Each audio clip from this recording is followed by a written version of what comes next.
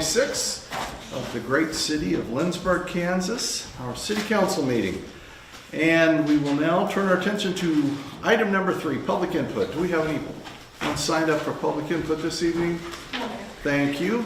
Turn to item number 4, amendments. Do we have any amendments to the agenda? No, Mayor.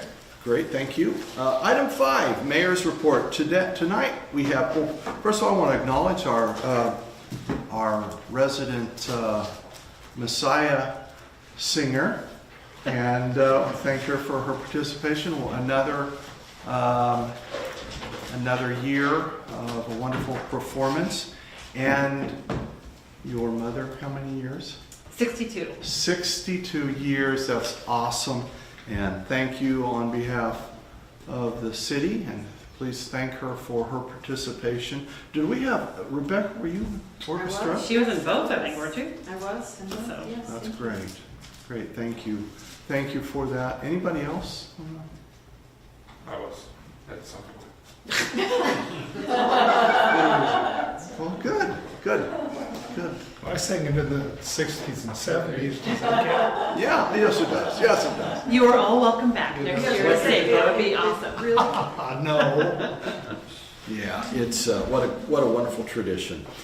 We have 2 this evening, and I will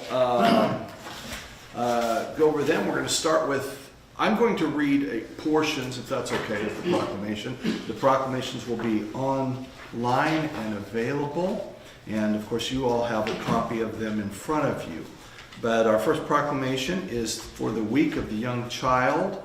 And whereas McPherson County Child Care Task Force and other local organizations, in conjunction with the National Association for the Education of Young Children, are celebrating the Week of the Young Child from April 11th through 17th, 2026.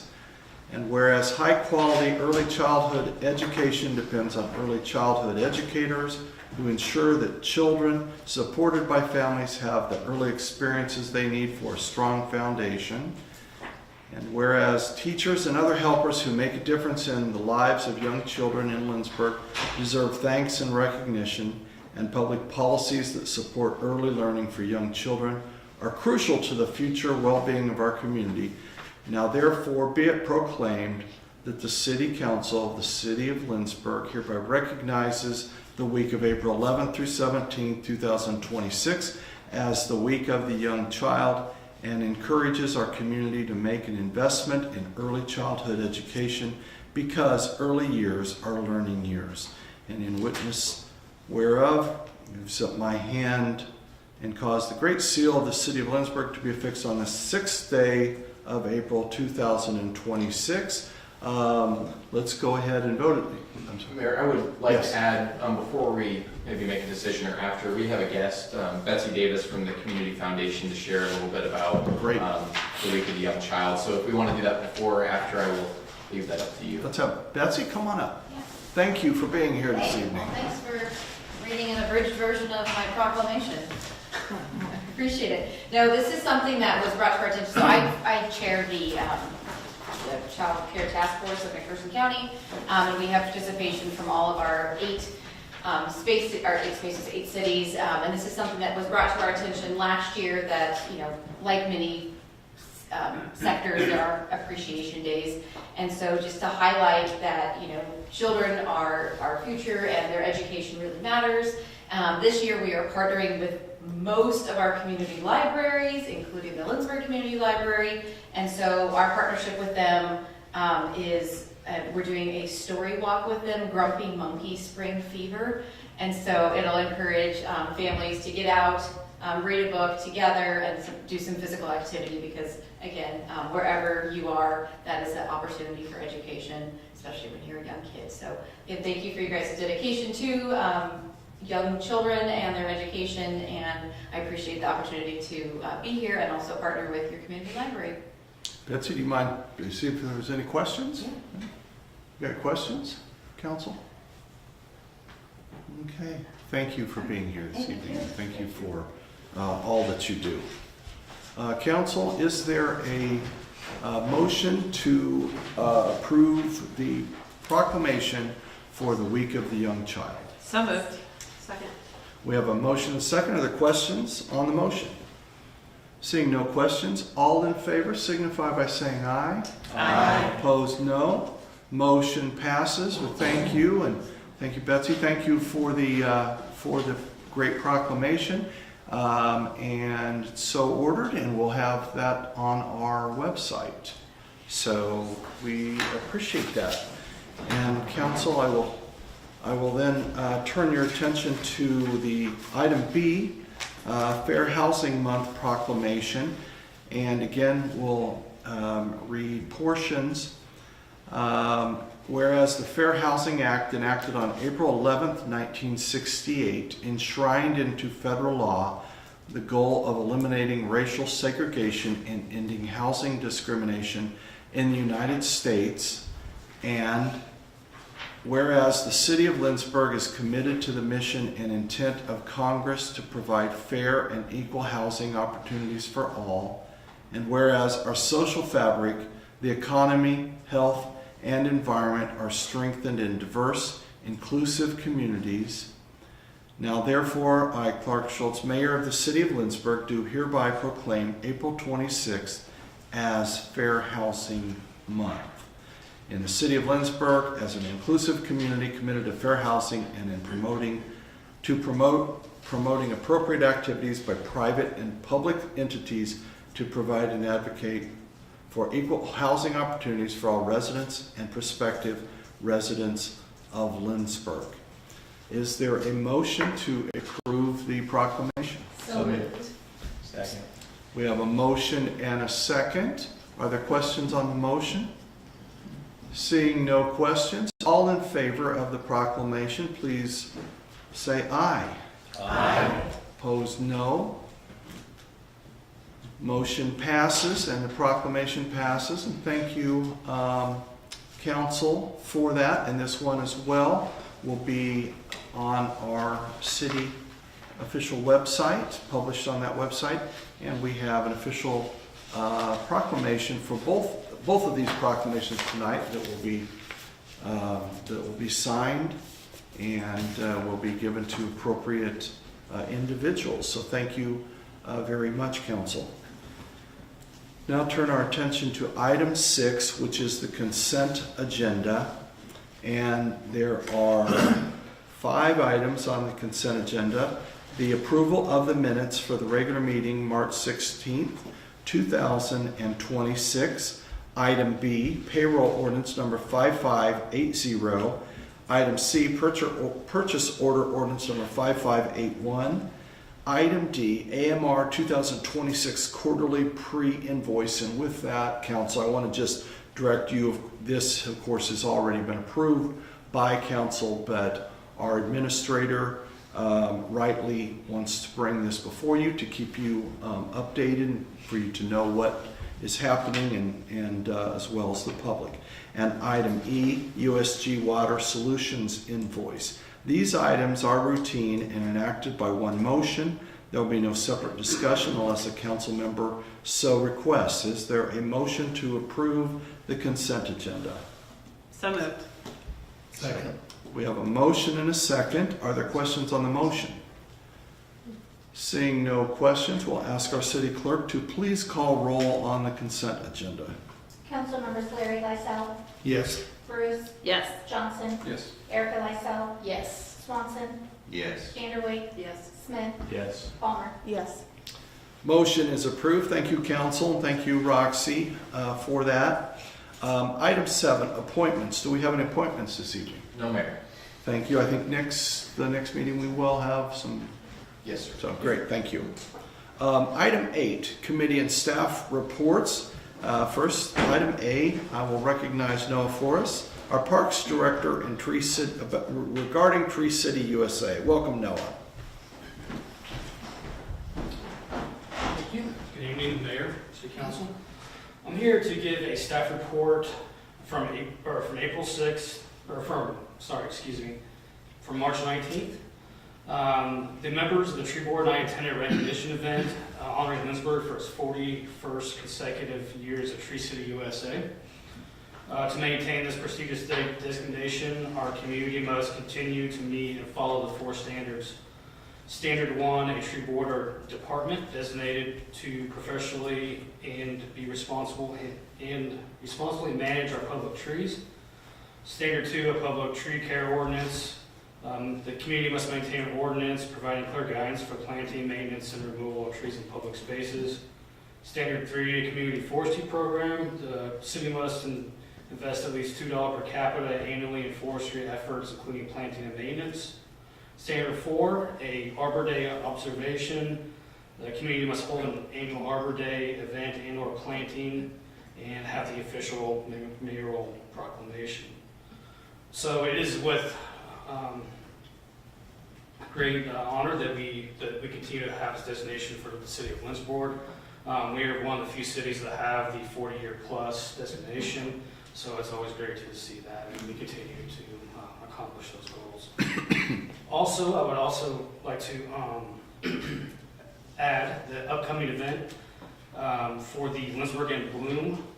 The Tree Board, Parks Department, and Kansas Forest Service will host an informational booth and tree care demonstration at Lucia Park during the event. So everyone that can attend, please join us April 25th from 11 to 1 p.m. and all are welcome. Thank you, Noah. Questions for Noah from City Council? I don't have a question, just a comment. Thank you so much for your leadership. It is really great that we've done this for 41 years, so thank you for your part in that. Yeah. Thank you. Further questions, Council? Thank you, Noah. Second item, committee staff reports. Item B, I'll recognize Roxy Shugren, our city clerk, for a staffing update. So I've been working with Noah and Lauren to get all of our seasonal staff hired. And so I think we are full staff with the swimming pool, the golf course, and the parks department. But then especially for full-time staff, in the last 2 weeks, we've hired Angie Allison. She's a new police officer. She's coming to us from Lyons. She started, I think it was March 25th. And then we also hired Tatum Lee from the Wellington area, and he's joined our electric department. So we are currently almost full staff. We would like to hire 1 more police officer. Otherwise, we're good to go in all other departments. Thank you, Roxy. Questions for Roxy? Is he gonna commute from Wellington? No, he's Oh, moving up here. okay. He's coming from that area. That makes sense. Mhm. Any further questions? Thank you, Roxy. Appreciate that. I saw a bunch of background checks on the expensive rural British there. That would be why. We have been busy. Yes, she does they all do a wonderful job, but Roxy is kind of the hub of all that, well, more so than that, but it does a wonderful job, and it seems like every time I'm in the building, she's interviewing somebody or setting something up, so we appreciate her hard work. With that, Council, we'll turn our attention to item 9, which is new business. And item A is the annual tree board maintenance plan. I will once again recognize Noah, our Director of Parks. Welcome back up, Noah. Thank you. So I come before you to present the annual tree plan. According to this Lindsborg City Code Section 48-70 under Article 3, states that Lindsborg Tree Board shall annually submit a City Council tree plan. And so the following is presented for the 2026 tree plan. First, we will set goals. We'll define planting targets and priority areas and review past efforts. Secondly, we will prepare. We will order proper trees and supplies, select sites and coordinate planting, whether it be Carlson Park, the downtown commercial district, or Vulcan Trail. Next, we will plant and engage. We will host community planting events, which includes Arbor Day, the Kansas Forest Poster Contest for the 5th grade, the Tree City USA, and we also partner with schools and other local groups as necessary. And we will also offer a tree cost share program for the residents of Lindsborg. Fourth, we will provide care With anything we plant, we provide care such as mulch, replacement, and also just monitor the needs of anything that's newly planted. Next, we will manage. We'll keep a simple, updated tree inventory. That includes the downtown and our parks and our trail system. We will also address maintenance, pruning, and safety issues in our downtown and select right-of-ways. And we will also budget for hazard tree removals in our CIP plan. And there is no action required with this tree plan. Thank you, Noah. Questions for Noah? Do you have a question? What, is there a reason why in the coordinate planting, like, the other parks aren't listed? Is it- So I did notice that these, Carlson Park is kind of like a target park as of right now. We did take out 2, and so I just put that in there. But yes, it does include all the other parks. Okay.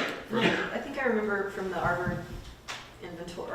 arborist inventory that there were some spots maybe where we need to start planning for new generations of trees. Is that something that this committee is actively addressing? Or? Yeah, the tree board does discuss that on a monthly basis, what we can do. I mean, and that's what the tree inventory really comes in its place. We can look at that and decide.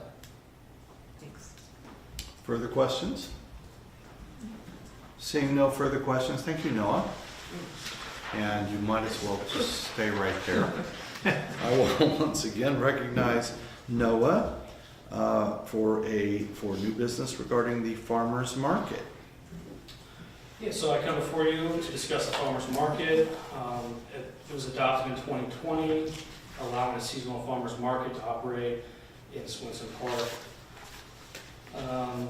From section 50-877, it states that a seasonal farmers market may be permitted in any of the commercial and industrial zones, provided such a market conforms to all the setbacks and site distances, zoning and traffic regulations.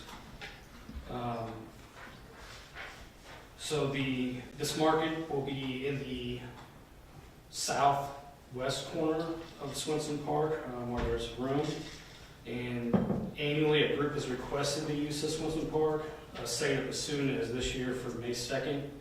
And the anticipated operation will be every Saturday morning through October. There's a recommendation, a motion to approve the request to conduct a weekly seasonal farmers market in Swenson Park during the 2026 season. Thank you, Noah. Questions for Noah? Noah, it says a group has requested. Who is the a group? So it is a loosely group of, I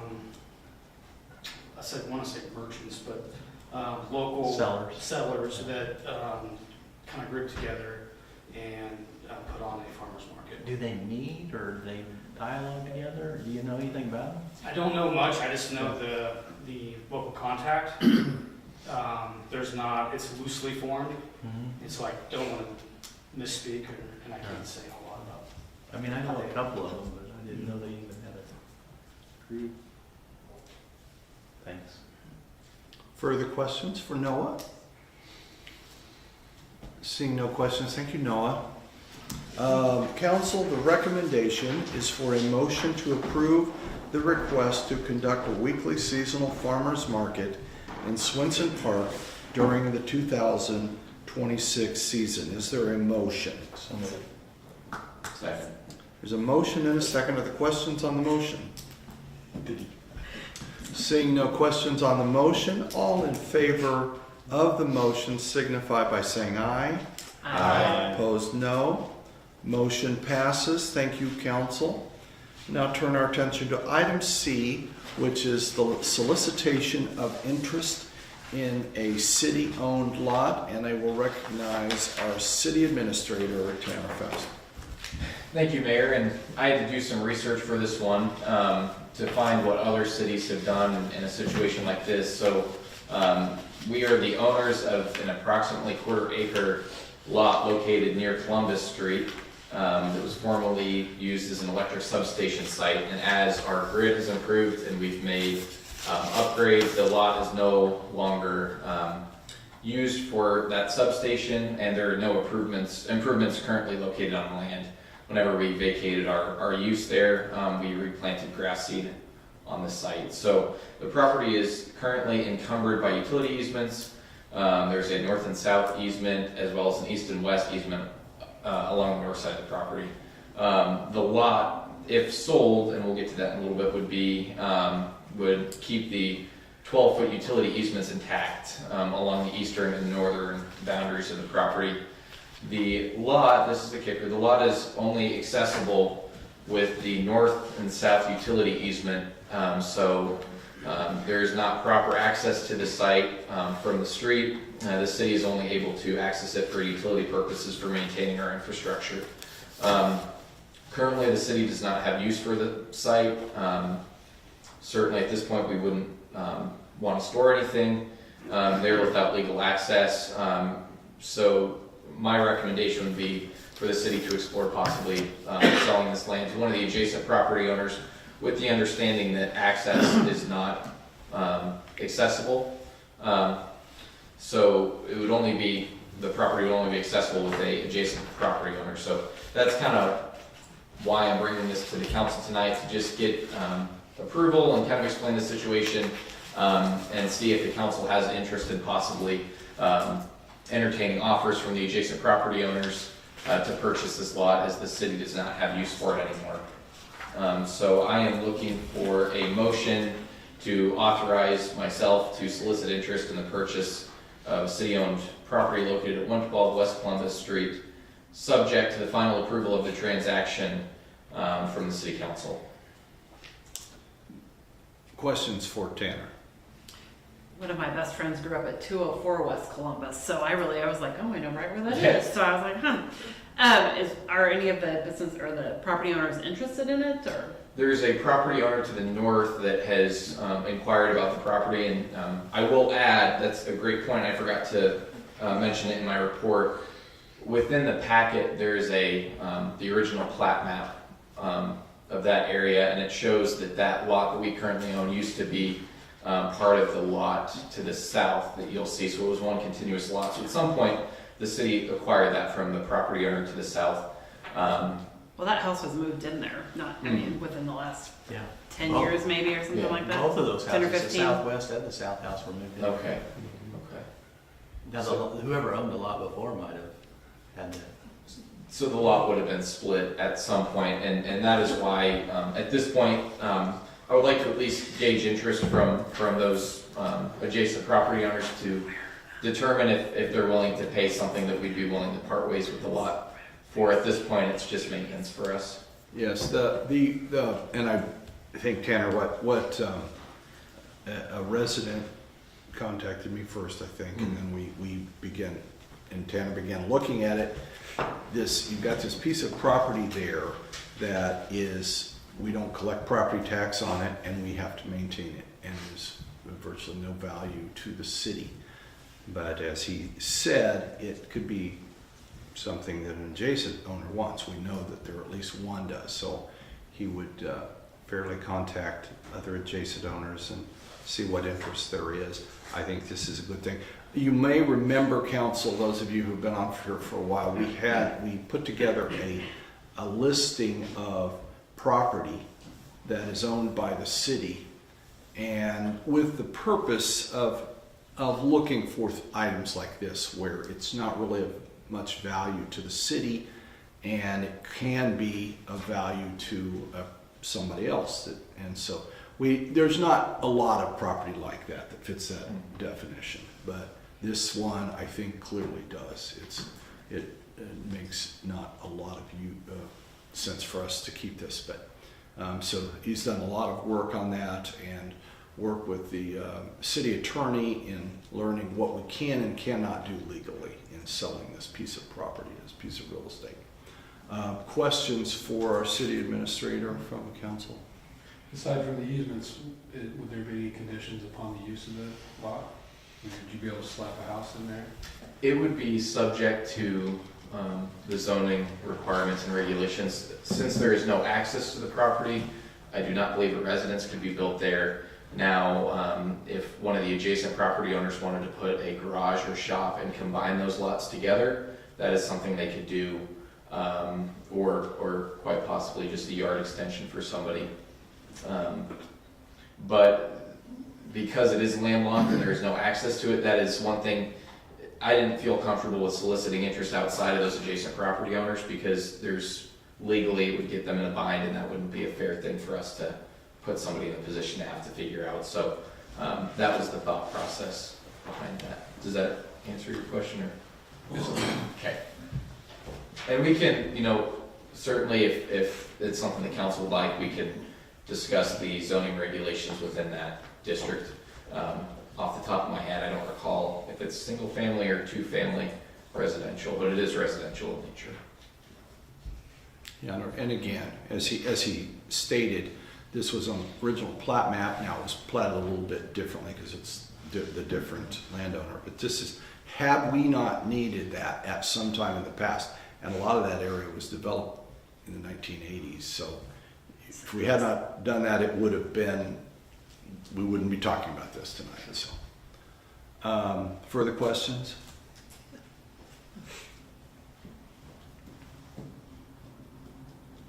Seeing no questions, what he is asking for is basically authorization to begin that process. Is that correct?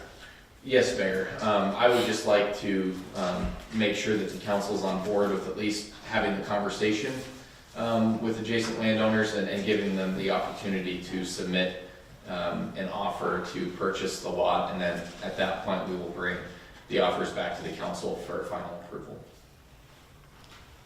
So council, the motion is to authorize our city administrator to begin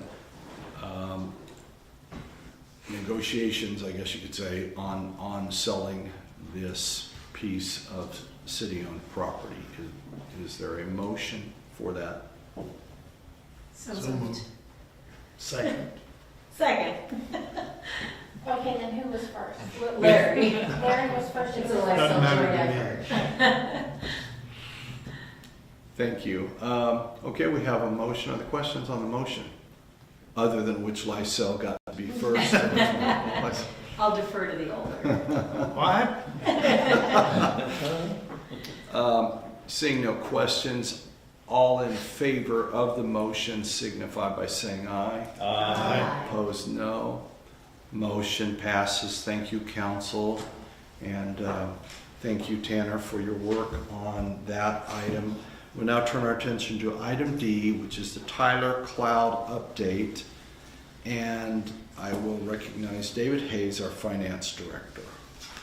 Good evening, Mayor. Good evening, Council. So the City of Lindsborg utilizes Tyler for financial, payroll, utility, court system, and police department is scheduled to be coming online soon. So at the present time, we operate a hosted environment, which has presented several challenges for us. The main one is software upgrades. So Reach is who we use for our IT, and they do such a great job of locking things down that it does cause issues though when we go to try to upgrade the server. So it has required considerable time of staff, Tyler support to successfully complete these upgrades. We also have to maintain dedicated server space for these applications. And then along with that, the server is backed up to a data system. And so we have to size that appropriately to be able to do the backup with this on there. So the Tyler Technologies, as with many technology companies, are focusing in on the cloud. Tyler uses Amazon Web Services, better known as AWS. It's a top-tier provider known for its high security, reliable, and scalable infrastructure. Transitioning to the cloud will also improve accessibility and flexibility for staff. So right now, staff has to access a physical program on the computer in order to do it. It will allow us to access it through a web browser, which means we can use any computer basically to access that. So When we are traveling or working remotely, such out at the golf course or other locations throughout the city, it does allow us to access the system without requiring VPN. There is no one-time charge to upgrade to the cloud. However, the annual fee for the software does increase. Currently, we pay about $31,000 per year for Tyler Technologies. With the transition to the cloud environment, that amount will increase to $41,505, which you'll see is different than what's in there. I did a dive into what we were paying and the different programs and some of the add-ons, and I was able to remove some of those and renegotiate the price again to $41,505. This expense is allocated across multiple funds as the software supports many departments, mostly the utility department, but then obviously the financial department, the court, and then, like I said, the police department. While the annual software will increase in cost, we should realize some offsetting savings through reduced server requirements, elimination of certain supporting software, a reduction in the size of the data, and then obviously reduction in staff time needed to update, because those updates will be done by Tyler versus on-site.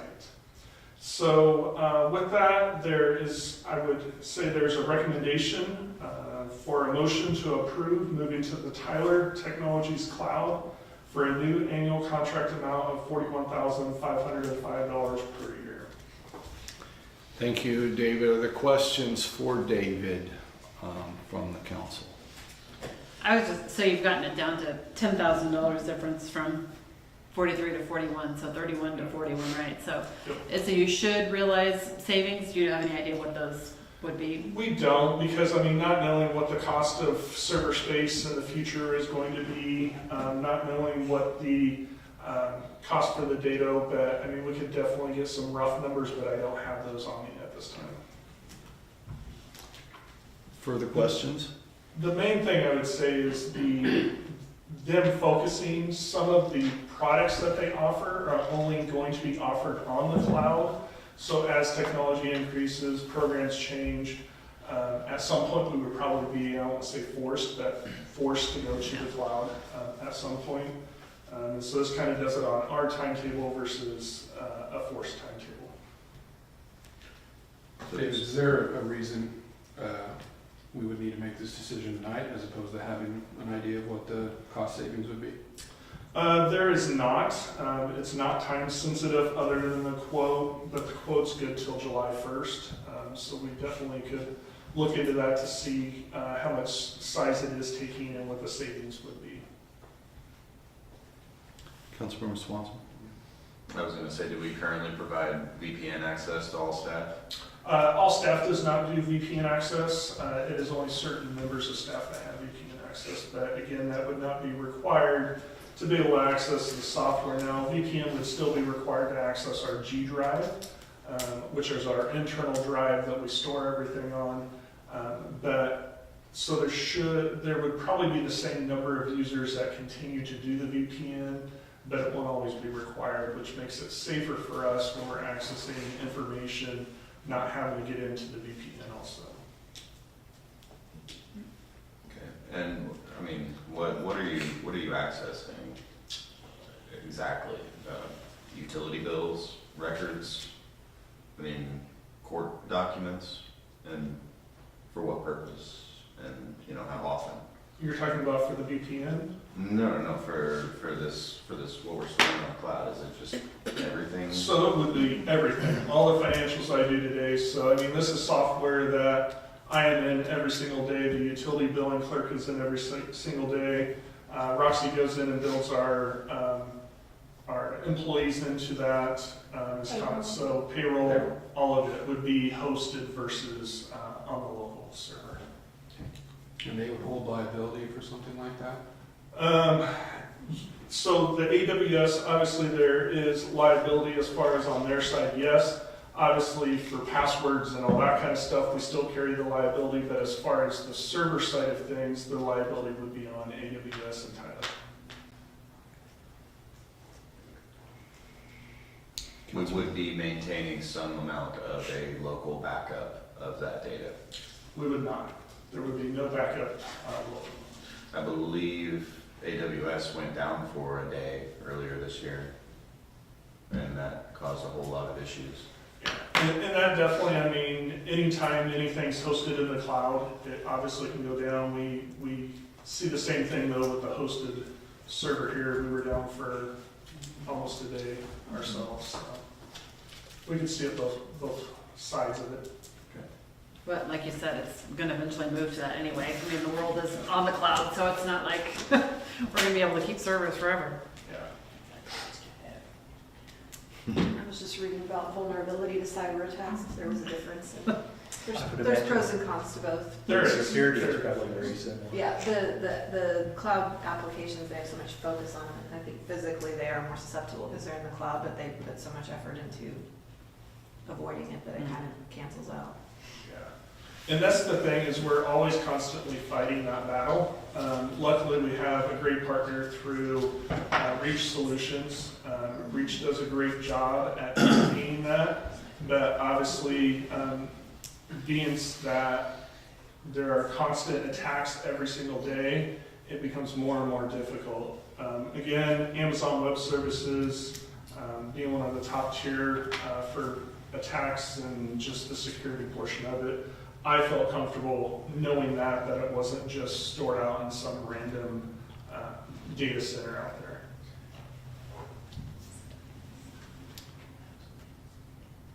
Further questions, council? Further questions for David?